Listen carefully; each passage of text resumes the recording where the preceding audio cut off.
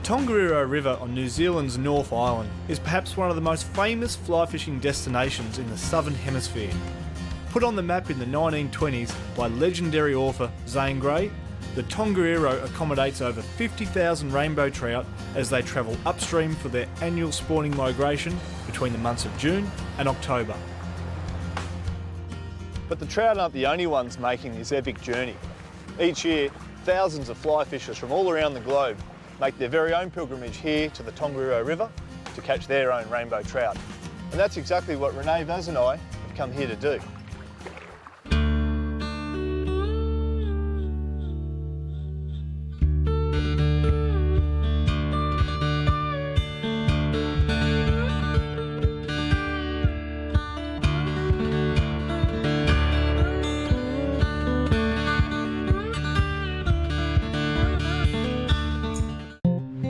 It's a picture-perfect day on the Tongariro, with many fly fishers already on the water trying to land their first fish of the day.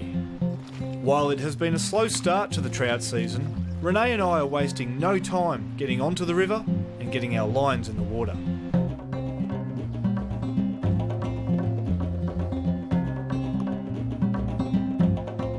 Meeting us on the river was Tim, a guide from the Tongariro Lodge who has been fishing these waterways for over 20 years. While Rene and I have fished this river many times before, nothing beats local knowledge and experience. So what I'm trying to do, Tim, I take it, is keep my fly line in the slower water, but my fly is an indicator in that faster seam of water. That's right. Yeah, with your presentation with these fish, it's also really important to remember that they're not feeding. They've come up on a spawning migration. Yep. Okay, so they're just sitting on the bottom, and that's why it's so critical to get this presentation right. Because if you don't get your natural drift, your flies just don't spend enough time in the strike zone on the bottom. Yep. Yeah, so they're not really in a feeding mood. We've got to just do everything absolutely perfect. Oh, some days you've literally got to stick it in their mouth before they'll bite it. You know, other days they can be a little more active and they'll search out a fly.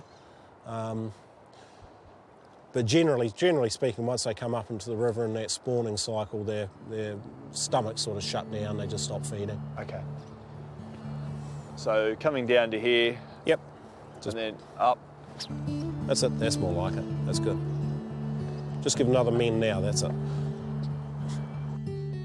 Despite plenty of great drifts, Rene and I weren't having much luck with this first pull. Yep. But when you're blind fishing for rainbow trout on the Tongariro, persistence is always going to be key. I mean, that's the beauty of the place too. I mean, it's a wild fishery. That's the other thing you've got to understand about taupo. So you're going to get seasonal variation, and that's just what we have to live with. You know, and some years you will have a good return, and some years you'll have bad returns, and generally speaking it goes in, you know, 3 to 4 year cycles rather than yearly cycles. So, Yep. so it's most unlikely that you'll have a really good year and then have a really bad year. Yep. Yeah, you got him. Look like nice fresh fish too, nice and silver. Okay. Okay, well, we've just done a little fly change, mate. What did you tie on for me? That was the rainbow trout emerger pattern. Okay. Looks like a little egg. Yeah, okay. No, and we just went to a little bit more weight. That was all those. I think That was the key? I think the flies we had on earlier just weren't getting down quick enough. Okay, yep. There's a few factors, isn't there? There's a lot of different factors. I mean, it could have been as simple as that fish just swam across the river and stationed itself in front of us. Yep. You know, we'll never know when you're blind fishing like that. She's a pretty little girl. She's been in the river a little while. You can tell by the coloration of the belly, she's fairly dark, so it's not an overly fresh fish. She's nice, she'd be 2.5, 3 pounds. Yep. It's a good start. While I'm certainly happy to have finally hooked a fish, it wasn't quite the start we were looking for. So Tim took Rene and I a bit further upstream to fish a more secluded section of the Tongariro. So Tim, this is a really picturesque pool with that beech forest. What's the name of this one? This one's Fence Pool, Yep. right up the top of the Tongariro. So we've come up probably 9 kilometres from where we were fishing this morning. Okay. Fishing was a little slow down there this morning, but we've been doing very well in here last couple of times we've been here. Okay. So we kind of need to bring the A game. The A game, well, mate, it just so happens that we've got an A-grade player, and that would be Rene. I've had a few chances this morning, mate, and I reckon it's your turn. Well, you're on form, but the pressure's on now, eh? I reckon, mate, but I reckon you got it in you too. Okay. Let's do it. Let's do it.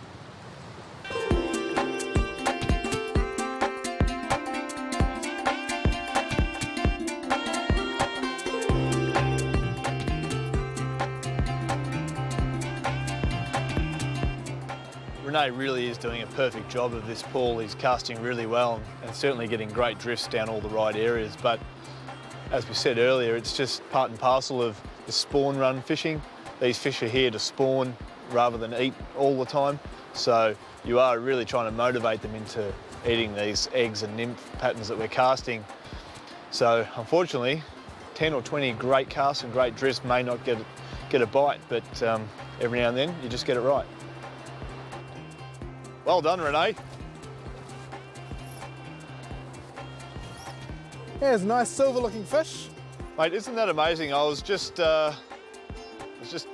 the guys at home that you really do have to work so hard in the winter to hook these fish. Absolutely. And that you'd cast 10 or 20 great casts along there, really good drifts, all in the perfect place.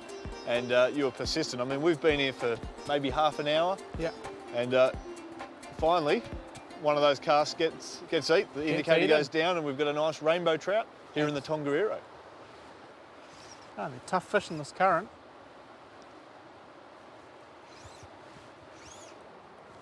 So you're on netting duties there, Micah? So you trust me with the net, Rene? I'm not sure. Fish was hard work for, so yeah, the pressure's on you now. So don't stuff it up. Still on me, yeah. We're using quite a long leader here. We're about a 14 to 15 foot of leader.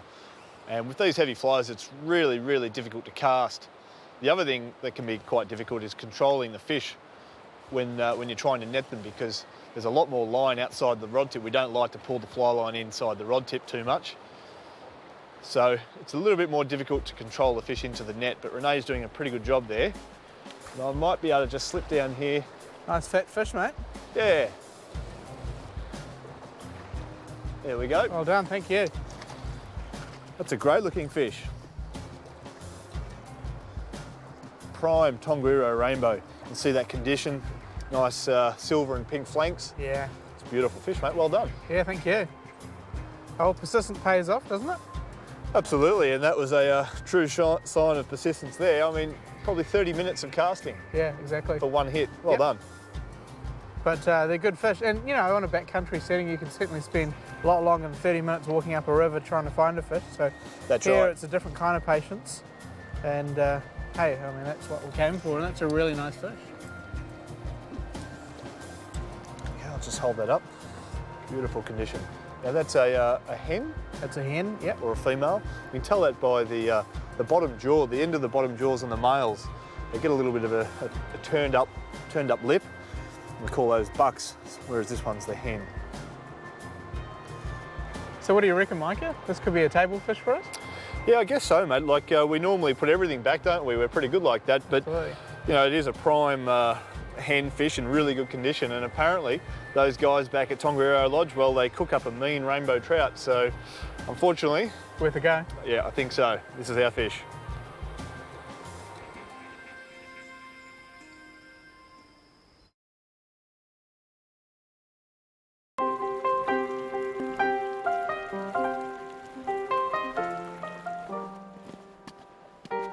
After a belly full of trout and a good sleep at the Tongariro Lodge, Rene and I wasted no time getting back onto the river for what was shaping up to be a beautiful day for fishing.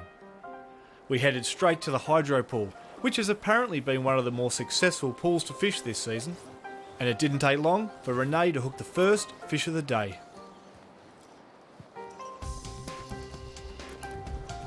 Well done, Rene. Thanks, big fella. Now let's say I do net this fish, who's picking it out of the net?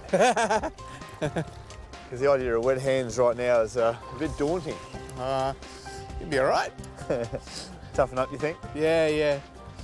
Actually, I took off the egg fly, which we were we've been using really a lot, and I put a like a little white caddis on, which tend to work quite well on this river. So Really? yeah, Okay. I thought I'd tell you about that later. Yeah, after you've caught the fish. Well done. Absolutely.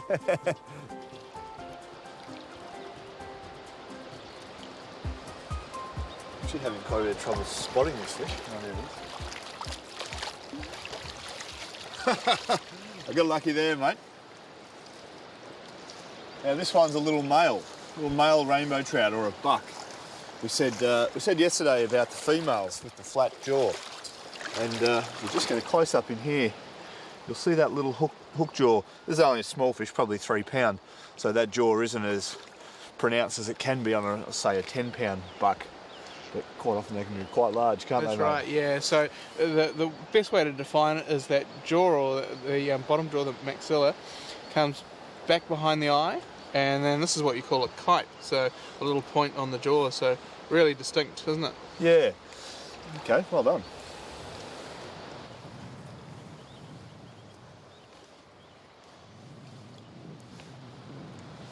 There he is. Lovely little fish, mate. So he did take that white caddis, mate. Do you see that? Absolutely. Yeah, that's an interesting pattern. I would have never have thought you could use that, mate, here in the middle of winter. Yeah. So a little caddis grub. Yeah, it works a treat, and obviously it's got a bead on it as well, so that's nice and heavy in that fast water. So yep, good choice. All right, well let's get this guy back, eh?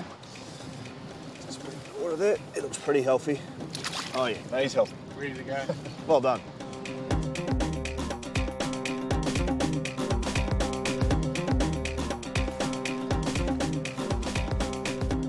Just want to take a minute to run through the outfit that both Rene and I are using here on the Tongariro. This is a Scott fly rod, which is basically the world leader in fly rod technology. Essentially, they're really fast rods with great graphite and really light in weight. I'm using the S4S, which stands for a saltwater rod, whereas Rene there is using the S4, but they're both really fast taper rods. They're also both 8-weight rods and 9 foot long. Now the 8-weight 9 foot rod is the classic rod here in the Tongariro. What's really cool about this rod is it's only 4 ounces in weight, so it's ultra light, basically the lightest in the world. And when I match this with this Waterworks ULA force reel here, which is only 3.4 ounces, I get basically the lightest 8-weight fly outfit in the world, which is really, really nice to use. The fly line here is the nymph taper from Scientific Anglers. Now with fly lines we get a whole range of specific tapers for general fishing techniques. Now the nymph taper is a longer line, which is great because here on the Tongariro we're both casting quite a bit further than we normally would, but also the nymph taper consists of a longer belly, which helps us do a lot of roll casting and mending, and also a really aggressive front taper, and that aids in turning over these heavy flies, long leaders and indicators. So there's the outfit we use here on the Tongariro. Having the right gear is one thing, but knowing how to use it is a completely different story. Fortunately for us, we've got one of New Zealand's top fly fishermen on this trip, and he's been itching for an opportunity to demonstrate the classic two-handed spey casting technique. So I've got myself a two-handed fly rod. What we've been fishing with over the last few days is single-handed fly rods, so a standard 9-foot rod with one handle. This isn't 9 foot, it's actually 13.5 foot, so it's not me overcompensating for myself. What it is, it's a longer rod which has got better leverage, and you actually need 2 hands to kind of get the thing to work. So it's called a two-handed fly rod. Where they're really great for a big river like this is for fishing really, really heavy sinking tips and big kind of wet flies. And actually the cool thing is, this is traditionally how guys like Zane Grey used to fish this river when they first discovered it, so it's a pretty neat thing.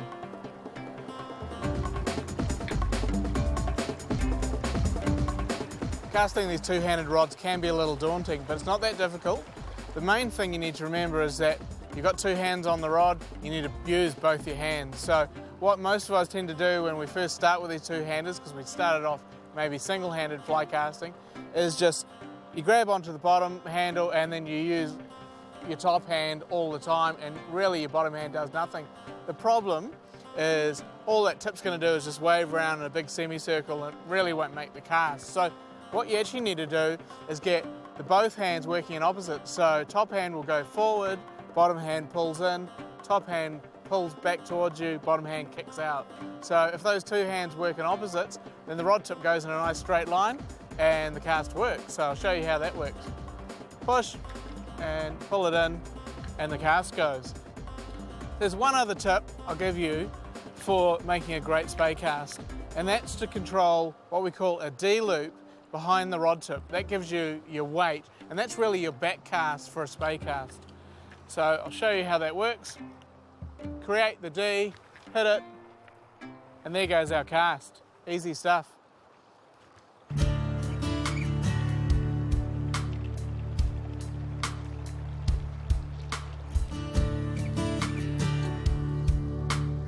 Got a few nice fish here in this pool. We're just trying to make some casts. It's actually a reasonably easy pool to fish. There's not too many strong currents, as you can see, so line mending isn't as important in here. The only downside, it's a bit of a slower current, so these fish get a lot longer to look at the fly and inspect them and see leader and things like that. So it can be a bit tougher, but we'll give it a go.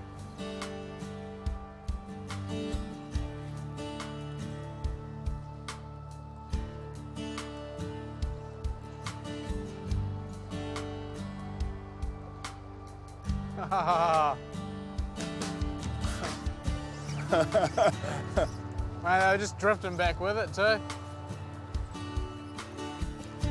Well, I've made a few casts in here. Those fish were pretty nice and made some good casts and a couple of average ones as well. But as we said earlier with this spawn run fishing, they don't really want to eat. They're here to spawn. But unfortunately, these guys beat me.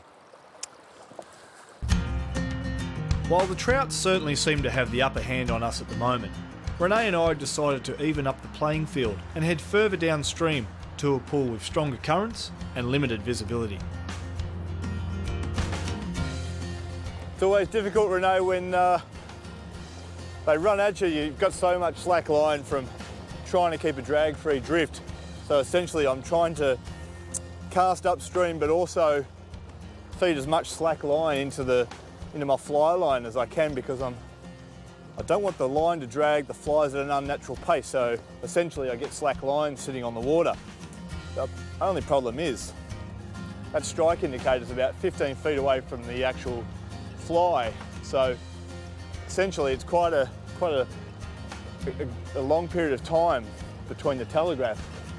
And the trout, what they do is they eat these eggs and spit them out really quickly when they discover it's not a natural egg or nymph. And so they spit them out, and of course you miss the strike. So it's really difficult. You're trying to strike as quick as you can, but then you've got all this slack line that you need to catch the trout in the first place. But this time, well, we've got lucky. Yeah, well done, mate. There you go. Egg pattern again, Micah. Sorry, mate? The egg pattern again, right? Okay. So, hey, he's a nice fish. What Rene's saying there, you can see we've got this large heavy nymph here, which we call a bomb, and these are little tungsten beads on the front that allow it to get down really quick. And you can see just trailing behind about 50 centimetres, we've got the little egg pattern, which is unweighted. And the good thing about that is we use the bomb to get down into the strike zone, which is of course near the riverbed. And then the egg pattern being unweighted has a nice gentle drift. So it looks pretty natural, mate, doesn't it? It does. Well, natural enough for him to get on board. Yeah, he got into it, didn't he? He loved it. But Rene, I'll just see if I can get this little egg pattern out here. There we go, that's just rolled out nicely. And what do you reckon, mate? That's not the biggest trout I've caught, but it's a nice Tongariro rainbow, and I reckon he's got some spawning to do. Yeah, he's got a job to do. He's off. And he's away. Good work, mate. Right, mate, well done.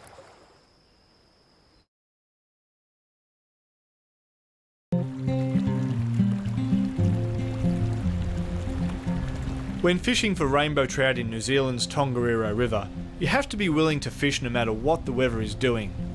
Rene and I have had a good run so far with plenty of warm sunny days, but these bright conditions may be having a negative impact on the fishing, which is why we never hesitate to wet a line on a day like today. Yeah, just go easy on him. Well done. Nice fish, eh? Yeah, well done, mate. I mean, you just called me to take that different approach then. Yeah, absolutely. I made probably a dozen casts in one area where we'd actually previously caught a fish, but Rene had said, actually, just do something a little different. Don't mend so early and get a drift a little bit higher up. And first cast, well done. Yeah, well done. Oh, you did it well. So good guidance though, mate. just take your time, get them on the reel, and main thing we've got to be careful is it's really quick current and we've got the fish downstream of us. Yep, okay. So you just got to be careful of getting too much pressure on the fish. Okay, yep. And of course we're pulling the fly straight away from its mouth at the moment, pulling Yeah, them of course. upstream, so Yep. let's just take our time, but you've done well. So obviously this weather's turned a bit ugly, mate. Yeah, I think, to be honest, it's not as nice for us, but I think it's a lot better for the fishing. So Okay. those really bright conditions, although they're really... Oh, there he goes. Oh, no. Well, That's that water pressure, you know. It's quite difficult. We're fighting these fish on just 6 pound tippet. I can actually see my fly there, so I haven't actually bust off the fly, but we've got all this pretty heavy river current, and of course they can use their weight in that current, and I guess that little size 12 fly, it just pops out. yeah, we're not dealing with big flies, and certainly, yeah, I mean, they're good sized fish and quick current, you know, so Yep, you're yep. dead right. Yep. Easier to pull the fly out, but Look, hey, he was going back anyway, so. yeah, hey, it was going back anyway, and if there's one there, there's probably another, so Yeah, okay. let's have another shot. Sure, let's do it. Well done, mate, well done. Geez, it's hard to keep contact, isn't it? You've got all this slack line and you're trying to strike and trying to get all this slack line up. It's just so hard to do, but, well, Rene, you've done a off. good job. Oh, mate, Yeah. how good are we going? Well, it's tough, isn't it? Because you're at your furthest reach hitting that corner. Yeah, And probably what's happened actually is a lot of people coming and fishing the spot, yeah, and they're pushing the fish out right into the corner. yeah. We're able to hook them over there, but of course, Yeah, it's crazy. got a lot of pressure. And by furthest reach, that's a 110-foot fly line with about 15 feet of leader on the end. So we really are casting to our maximum here, standing in this current. Bit of a hard gig, mate, isn't it? Bit of a hard gig, but your turn. Don't know if I'm up to it. Not wanting to risk the loss of another fish, I convinced Rene to follow me upstream to a shallower pool with a much slower current.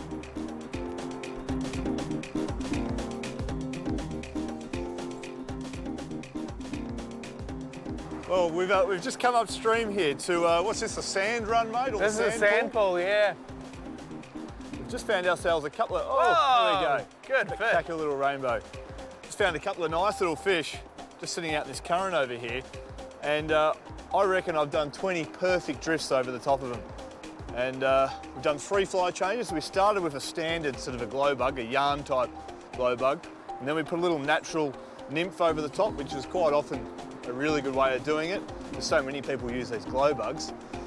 And that didn't work either. And we've just changed to a really different little egg pattern. Is that right, Rene? Yeah, it's a soft egg. So Okay. again, we've used these before, but they are really similar to what you guys would use as like a soft bait in Australia, but a little egg pattern. Okay. Well, he's only a little guy, but I tell you what, I do feel a real sense of achievement because, like I say, I reckon I've done 20 really good casts over this fish. And as you've seen, it's pretty tough fishing here in the Tongariro. So, despite the fact that he's small, He's actually not too small, Micah. He's a good fish. despite we the fact go, that well he's pretty done. small, it's a hell of an achievement. That's a Hey! really good fish. Yeah, it's Well a done, really mate. good fish. Awesome. Another jack. Okay. And you can see actually this fish has been quite a lot more coloured up Yep. compared to some of the other fish we've caught. So he's probably been in the river for a little bit longer. Okay. So darker colours, a few little scars on him. And he's probably started the spawning process Yep. until you interrupted him, I think. Okay, well, actually, he's not as small as I first thought. He's probably a 2.5, 3 pound fish, I Yeah, guess. absolutely, yeah. But yeah, what Rene's talking about are these darker sort of flanks here. So we call those bright silver and pink fish a fresh fish. And this guy's been in the river a while, so Yep. it's got a little bit more colour to him. Well done, mate. I reckon that's a well-earned fish, and I'm really pleased we've come up to these kind of slower pools. Yep. That was really definitely hard work in the quick water where we're pulling the flies out of the fish. Wasn't it just? And here it's a little bit better because you can see the fish. Yep. And hey, mate, you figured it out, and you got it all done. Well, mate, I'm sure back in Zane Gray's day it was a hell of a lot easier than this back in 1927. But of course, even 20 years ago, this river was fishing phenomenal, really, wasn't Absolutely, it? yeah. And it still does today. It's just that right now we've got a little bit less water than we'd like. And as you can see, the fishing's been a little bit hard, but you know what? It's been really worthwhile. We've had to work for it, but it's a hell of an achievement, isn't it? Yeah, it's still rewarding. I think they're good fish here, and it's a rewarding process.